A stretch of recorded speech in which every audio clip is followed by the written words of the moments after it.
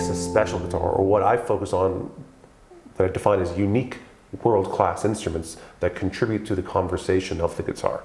If you want to sell on a global level, you have to contribute something that someone else isn't already contributing, you know, or you have to do it in a way that someone else isn't doing. You can do that. You can do a cover song, you know, like Joe Cocker's "A Little Help from My Friends," you know, is so drastically different than the Beatles version, you know, or when Johnny Cash did Nine Inch Nails' "Hurt," you know, Johnny Cash and Nine Inch Nails, they're so different. They both did a great version of the same song.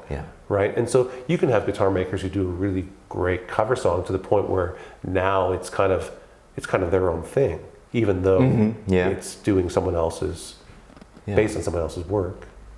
But you have to contribute something to sell on the world stage. Yeah, of course. Yeah. What do you feel is the most interesting part of that conversation? Oh, I like many conversations.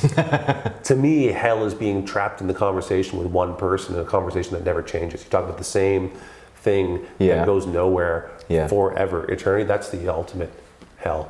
It would also not have any cheese, but no cheese and one boring conversation forever would be awful. Exactly. But when you said let me rephrase. The conversation the guitar maker has to offer with his unique piece to the world. What's the most interesting part in that conversation, or even not the conversation, but I've lost the word. So it can be different. A controversy, and that's the whole point. Their contribution, you know, their contribution to the guitar. And you know, I recently saw Gibson released a new series of acoustic guitars, and they're involving side sound ports for the first time. The Generation series. That was an innovation from a boutique guitar maker named Grit Laskin, who's a Canadian guitar maker, who did that like 40 years ago.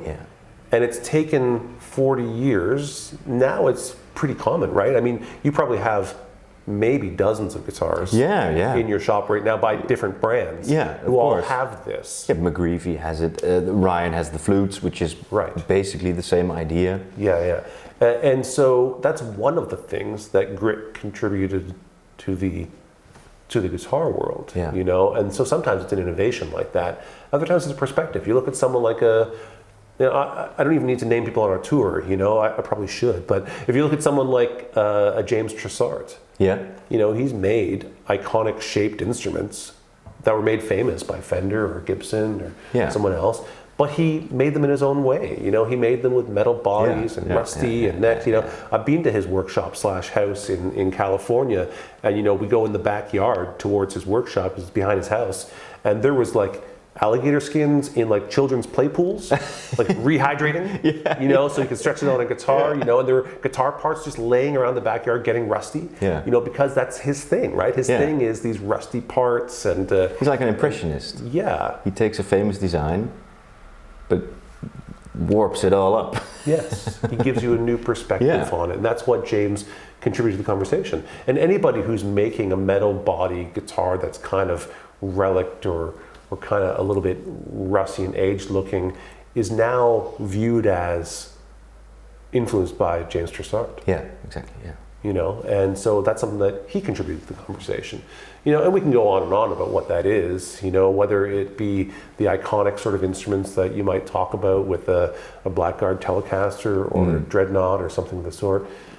But those instruments often, one of the great things about all those iconic instruments is that we feel like we know what they are now, but so many of them are not famous because of what the guitar maker intended. If you judge them by their intended use, they're failures. That became successful for something that they never knew was going to happen. Right? Like a happy accident. Happy or an unintended consequence. Exactly that, right? I mean, the Les Paul, you know, was a design failure. The 58, 59, 60s are so valuable because they made so few of them, because nobody wanted them. They took them out of production, right? They were going to stop making these guitars. And so that's because they were being sold to jazz players. They were made as a solid body version of an archtop. It had more sustain, less feedback, Yeah. But the players of the time said, this is garbage. I don't want this. Yeah. It's too heavy, it's imbalanced, it's too small. I'm used to playing a bigger guitar, right? And they made the ES335 as a response to the fact that people thought it was too small. So, we'll make it bigger, and it won't be all solid. It'll be semi-solid with some hollow wings. So the Les Paul, the 335, is actually their sort of rebound response to say, no, we can still make you something that feels bigger, a little bit lighter, a little bit better balance, you know. But it took some kids at the time playing music that no one played, you know, to take that guitar with a pickup that was a failure, by the way. The humbucker nobody wanted because they're overdrive amplifiers, and nobody wanted distortion at the time. Distortion was not desirable. And so the humbucker was not really successful. The Les Paul was not played by jazz players. And the Marshall was meant to be an affordable Fender style amplifier for kids in England who couldn't afford to buy expensive Fender amps and ship them over from the USA and convert them into the right power and everything.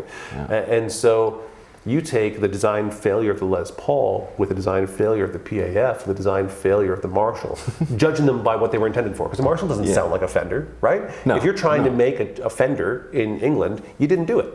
No, you failed. You failed. Miserably. But you take that guitar with that pickup and that amplifier, and it did something that no one imagined. And you know, guys like Eric Clapton and Jimmy Page and Jeff Beck, you know, they made music that no one intended, and the people decided. The people made the Les Paul and the humbucker and the Marshall successful. Yeah, and that's but it beautiful. wasn't the company's intention to do what happened. In fact, I've heard reported that Leo Fender couldn't stand rock music and Jimi Hendrix music, this distorted stuff. But you know, I think Jimi Hendrix did quite a lot for the Stratocaster.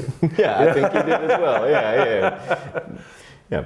I also have a white Stratocaster because as a young kid, you see Jimmy play, and you gotta have that's everything. That's everything. Yeah. And so the reason I mention all that is because when someone comes to a show like the Boutique Guitar Showcase and says, who's ever going to play that guitar?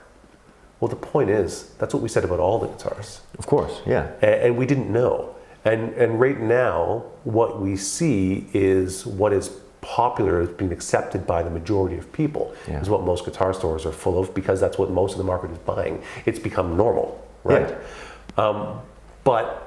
And it's easy. By coming to the Boutique Guitar Showcase and looking at what's happening here, you're actually getting maybe a bit of a peek behind the curtains, you know, ahead of the curve, you know, to see what may be normal in the future, you know, or this thing, or to be inspired by a guitar that's going to make you do something that you never thought of before, because it's exactly what happened to Eric Clapton and Jimmy Page, right? And that's the first thing I believe you should look for in a guitar. It should inspire you. Inspire you. And that's why a good looking guitar helps, because it should be in the room and you should look at the guitar and think, I really want to play that. Right. Yeah. And inspiration should be the first thing that triggers you. Yeah, you're drawn to it. Yeah. For sure. But you know, that moment, I don't know that people were drawn to a Telecaster. You know, a Telecaster in the days of when it was first released as the Broadcaster, all guitars were flat tops or they were arch top guitars. And so, what was your alternative? I mean, but a Broadcaster physically had more in common with a pizza paddle than it had in common with. Wasn't that the nickname? Guitars. Did they call it the pizza paddle here? Well, not the pizza paddle, but the something in that. I'm not sure anymore. The Gibson guys called Les Paul's log the broomstick. Yeah. They mocked him for years, and once Fender started selling a bunch of them, they thought, well, maybe we should contact Les and look at his broomstick again. Because even those iconic instrument brands, you know, it's hard to see what we're going to do in the future. Of course. Yeah, it's hard to make those choices. And well, you can't look into the future, so right. But I think that we require a certain amount of risk, always a certain amount of willingness to fail in order to find the things that haven't yet been found.